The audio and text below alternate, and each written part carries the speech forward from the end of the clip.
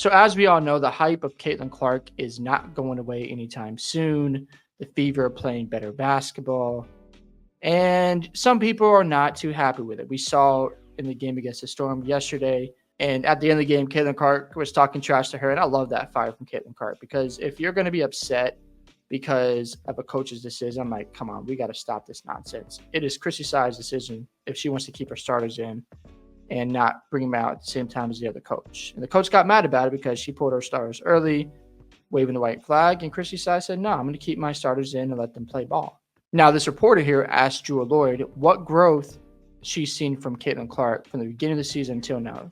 And her response was, I'm going to talk about the rookies on my team because that's what I'm focused on.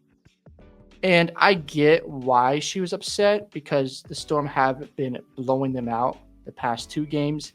But the reality is you are going to receive questions from the opponent, whether it's about the players, about what the coach is doing, and you got to answer that. Now, she didn't have to be super long about, oh, yeah, Caitlin Clark has been amazing.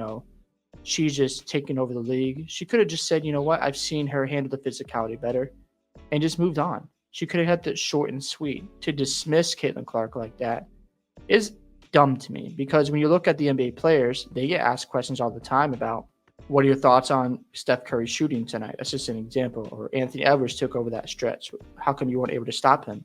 Or Luka Doncic, when you had that step back 3 and Rudy Gobert, the Timberwolves had to face those questions. And what was the strategy behind why they kept Rudy Gobert out in the island against Luka Doncic?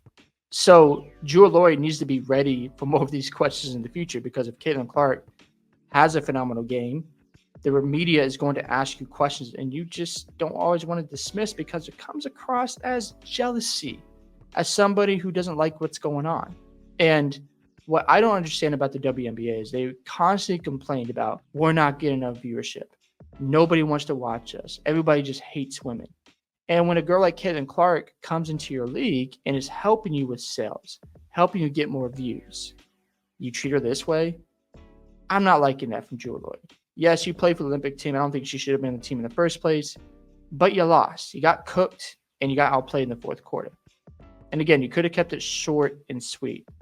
And as you can see, the reporter clarified the full question was about Caitlin Clark's growth from the start of the season to now and what Jewel remembered about her rookie season, where she grew and developed into Rookie of the Year because you've played her 3 times. You saw how she was when you first matched up, and you should be able to answer that question. It's not that hard. It's not like he's saying that, oh, Caitlin Clark is just so much better than you, and you know what? You need to just worship the ground she's on. No, he's just asking a simple question about what are your thoughts on her development? And to just dismiss her like that is dumb to me. Because we've seen Caitlin Clark in the media praise other players. We saw in the pregame interview the Seattle coach praising Caitlin Clark for how she's been performing this season, how she's improving. Even Nneka Ogwumike was asked the same question right after Jewel Lloyd ignored it, and she gave praise to Caitlin Clark.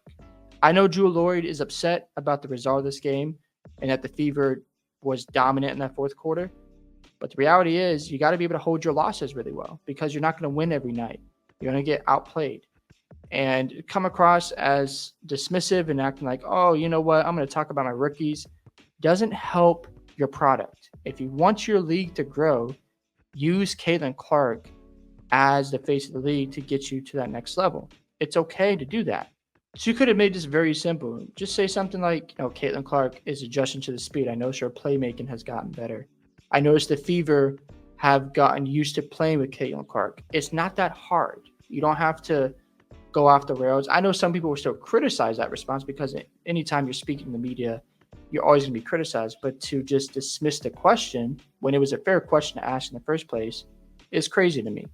Regardless of your emotions, regardless of how you're feeling, players still got to answer and be professional. We've seen this in the NBA, and you get called out when you act dumb as well, when you're not just trying to show respect or just answer a question that's valid. Some questions are not always good. I get that. The media can be a little insane, or I shouldn't say a little, they can be ridiculous at times to the players. But it's not an unfair question for the media to ask, hey, how has Caitlin Clark improved in her rookie season because you've played her 4 times? Nothing wrong with that. You look at the games between the Fever and the Storm, the first game of the year, it was super close. Storm won by 2 points. Fever 0-5. In this game, Jewel Lloyd had 22 points, and in the game they won by 12, Jewel Lloyd, I believe, had 34 points. She was on fire. 6 of 9 from 3, 66.7% overall. I mean, she was awesome out there. And again, you're going to have games you're just not going to play well and you're going to lose them.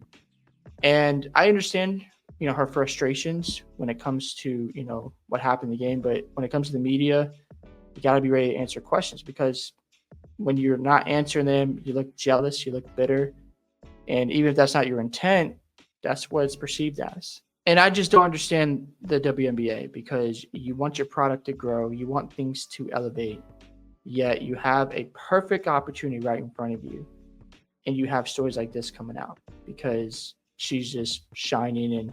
But just because she got the upper hand and they took over the fourth quarter, you're acting this way, it seems like a sore loser.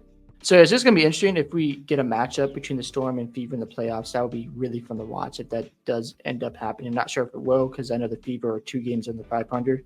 But if we ever get a playoff matchup between the Storm and Fever, that is going to be some fun basketball to watch.